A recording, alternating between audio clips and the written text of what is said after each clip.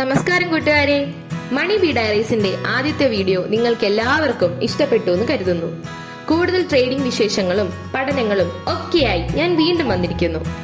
കഴിഞ്ഞ വീഡിയോയിൽ പറഞ്ഞതുപോലെ ഒരു ഡിമാറ്റ് അക്കൗണ്ട് എങ്ങനെ ഉണ്ടാക്കാമെന്ന് നമുക്ക് ഈ വീഡിയോയിലൂടെ പഠിക്കാം.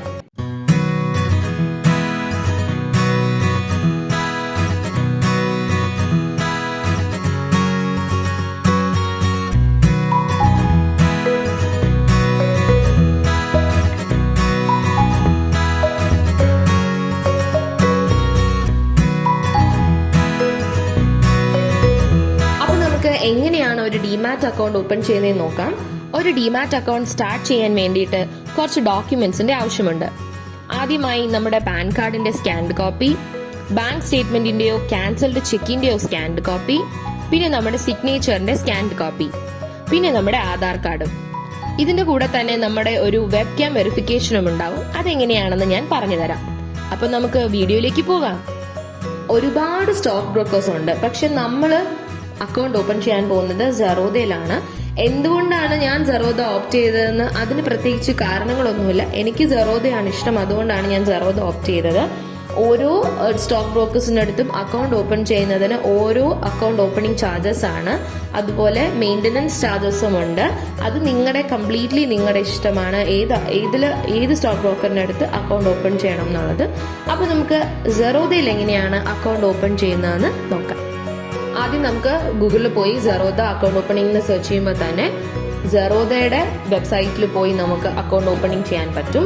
നമ്മുടെ മൊബൈൽ നമ്പർ എൻ്റർ ചെയ്യുക ആദ്യം തന്നെ. അതിനുശേഷം അതിലോട്ടൊരു OTP വരും. നമ്മൾ ആ OTP എൻ്റർ ചെയ്യുക. Click continue. നെക്സ്റ്റ് സ്റ്റെപ്പ് എന്ന് പറയുന്നത് നമ്മുടെ പാൻ നമ്പർ എൻ്റർ ചെയ്ത് കൊടുക്കുക എന്നുള്ളതാണ്. അപ്പോൾ നമ്മുടെ പാൻ നമ്പറും അതിലുള്ള നമ്മുടെ ഡേറ്റ് ഓഫ് ബർത്തും എൻ്റർ ചെയ്യുക. അതാണ് നമ്മുടെ നെക്സ്റ്റ് സ്റ്റെപ്പ് എന്ന് പറയുന്നത്.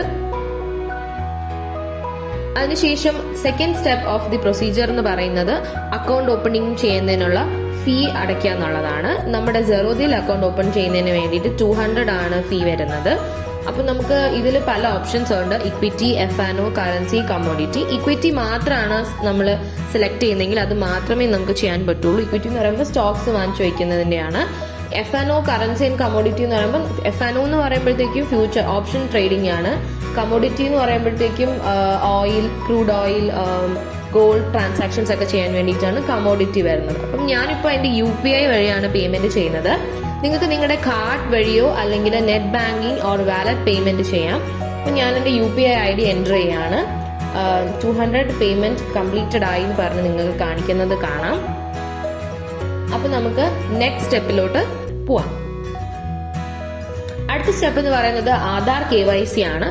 അതിന് നമ്മുടെ ആധാർ നമ്പർ എൻ്റർ ചെയ്ത് കൊടുക്കുക. അപ്പോൾ ആധാറുമായിട്ട് രജിസ്റ്റർ ചെയ്തിട്ടുള്ള മൊബൈൽ നമ്പറിലോട്ട് ഒരു OTP വരും. നമ്മൾ ആ OTPയും കൂടെ എൻ്റർ ചെയ്ത് കൊടുക്കുക.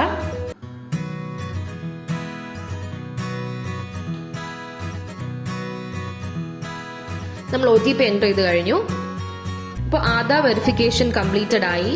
നെക്സ്റ്റ് സ്റ്റെപ്പ് എന്ന് പറയുന്നത് നമ്മുടെ പേഴ്സണൽ ഡീറ്റെയിൽസ്, അതായത് നമ്മുടെ മാരിറ്റൽ സ്റ്റാറ്റസ്, നമ്മുടെ പേരൻസിന്റെ നെയിം, അതിന്റെ കൂടെ തന്നെ നമ്മുടെ ബാക്ക്ഗ്രൗണ്ട്, അതായത് നമ്മുടെ ആനുവൽ ഇൻകം, നമ്മുടെ ഒക്കുപ്പേഷൻ എന്താണ്, നമുക്ക് ട്രേഡിംഗ് എക്സ്പീരിയൻസ് ഉണ്ടോ, ഫണ്ട്സ് ആൻഡ് സെക്യൂരിറ്റി സെറ്റിൽമെന്റ് നമ്മൾ പ്രിഫർ ചെയ്യുന്നത് എങ്ങനെയാണോ, once in every calendar quarter ആണോ അതോ വൺസ് ഇൻ എവറി മന്ത് ആണോ, നമ്മളൊരു പൊളിറ്റിക്കലി എക്സ്പോസ് പേഴ്സൺ ആണോ, ഇങ്ങനെയുള്ള ഡീറ്റെയിൽസ് നമ്മൾ കൊടുക്കുക. അതുപോലെ തന്നെ നമുക്കിവിടെ റൈറ്റ് സൈഡിൽ ചെക്ക് ചെയ്ത് കഴിഞ്ഞാൽ നമ്മുടെ ആധാറിലുള്ള കംപ്ലീറ്റ് നമ്മുടെ ഡീറ്റെയിൽസ് നമുക്ക് ഇവിടെ കാണാൻ കഴിയും. ഓക്കെ, നമുക്ക് നെക്സ്റ്റ് കണ്ടിന്യൂ ചെയ്യാം. നെക്സ്റ്റ് സ്റ്റെപ്പ് എന്ന് പറയുന്നത് നമ്മുടെ ബാങ്ക് അക്കൗണ്ട് ലിങ്ക് ചെയ്യുക എന്നുള്ളതാണ്. നമ്മുടെ ബാങ്ക് IFSC കോഡ് എൻ്റർ ചെയ്യുമ്പോൾ തന്നെ നമ്മുടെ ബ്രാഞ്ച് MICR കോഡ് കാണാൻ പറ്റും. അതിനുശേഷം നമ്മുടെ ബാങ്ക് അക്കൗണ്ട് നമ്പർ എൻ്റർ ചെയ്ത് കൊടുക്കുക, ഒരു എൻ്റർ ചെയ്യുക കൺഫർമേഷന് വേണ്ടിയിട്ട്. അതിനുശേഷം കുറച്ച് ടേംസ് ആൻഡ് കണ്ടീഷൻസ് ഉണ്ട്. നന്നായി റീഡ് ചെയ്തതിന് ശേഷം മാത്രം നമ്മളത് ടിക്ക് ചെയ്ത് നമ്മൾ നെക്സ്റ്റ് സ്റ്റെപ്പിലോട്ട് പോവാണ്. അടുത്തതെന്ന് പറയുന്നത് വെബ് ക്യാം വെരിഫിക്കേഷൻ ആണ്. ഇതിന്റെ പ്രോസസ് എന്ന് പറയുന്നത് നമ്മളൊരു വൈറ്റ് പേപ്പറിൽ ഇവർ കാണിച്ചിരിക്കുന്ന നമ്പർ നമ്മുടെ ഫേസ് കാണുന്ന രീതിയിൽ നമ്മൾ ക്യാമറയുടെ മുന്നിൽ വന്നിരുന്ന് നമ്മൾ ആ വൈറ്റ് പേപ്പർ കാണിക്കുക. അപ്പോൾ നമ്മുടെ ക്യാം അതൊരു ഓട്ടോമാറ്റിക്കലി ഒരു ഫോട്ടോ ക്ലിക്ക് ചെയ്യും. അത് നമുക്ക് ഓക്കെ ആണെങ്കിൽ നമുക്ക് കൺഫേം ക്ലിക്ക് ചെയ്യാം. അടുത്ത സ്റ്റെപ്പ് എന്ന് പറയുന്നത് നമ്മുടെ കുറച്ച് ഡോക്യുമെന്റ്സ് അപ്ലോഡ് ചെയ്യാന്നുള്ളതാണ്. ഫസ്റ്റ് ഡോക്യുമെന്റ് എന്ന് പറയുന്നത് നമ്മുടെ ബാങ്ക് സ്റ്റേറ്റ്മെന്റ് ആണ്.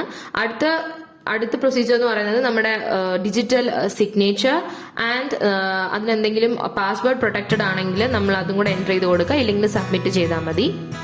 നെക്സ്റ്റ് സ്റ്റെപ്പ് എന്ന് പറയുന്നത് നമ്മുടെ പാൻ കാർഡിന്റെ സ്കാൻഡ് കോപ്പി അപ്ലോഡ് ചെയ്യുക എന്നുള്ളതാണ്. അപ്പോൾ നമ്മുടെ പ്രൊസീജിയർ എല്ലാം കംപ്ലീറ്റ് ആയി. നെക്സ്റ്റ് എന്ന് പറയുന്നത് നമ്മുടെ ഇ സിഗ്നേച്ചർ ആണ്. അതായത് നമ്മൾ അപ്ലോഡ് ചെയ്ത ഡോക്യുമെന്റ്സ് എല്ലാം കറക്റ്റ് ആണോ എന്ന് വെരിഫൈ ചെയ്ത് നമ്മൾ ഇ സൈൻ ചെയ്യണം. അപ്പൊ അതിന് വേണ്ടിയിട്ട് നമ്മൾ ചെയ്യേണ്ടത് നമ്മുടെ വെർച്വൽ ഐ ഡി, നമ്മുടെ Aadhaar virtual I D enter ചെയ്ത്, വെർച്വൽ ഐ ഡി നിങ്ങൾക്ക് അറിയില്ലെങ്കിൽ അത് ജനറേറ്റ് ചെയ്യാനുള്ള മെത്തേഡ് ഇവിടെ കൊടുത്തിട്ടുണ്ട്. അപ്പോൾ വെർച്വൽ ഐ ഡി എൻ്റർ ചെയ്ത് നമുക്ക് OTP വരും മൊബൈലിലോട്ട്, ആ OTP എൻ്റർ ചെയ്യുക.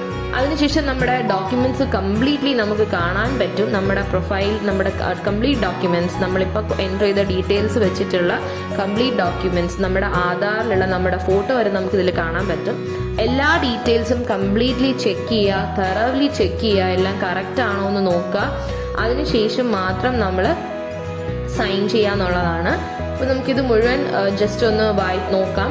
അതിനുശേഷം നമുക്ക് സൈൻ നൗ ക്ലിക്ക് ചെയ്യാം.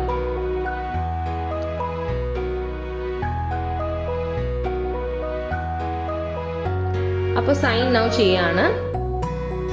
അതിനുശേഷം നമ്മൾ ഒന്നും കൂടെ നമ്മുടെ വെർച്വൽ ഐ ഡി കൊടുത്ത് ഒന്നും കൂടെ നമ്മൾ OTP എൻ്റർ ചെയ്യണം. എങ്കിൽ മാത്രമേ ഈ ഒരു സൈൻ പ്രോസസ് കംപ്ലീറ്റ് ആവുകയുള്ളൂ.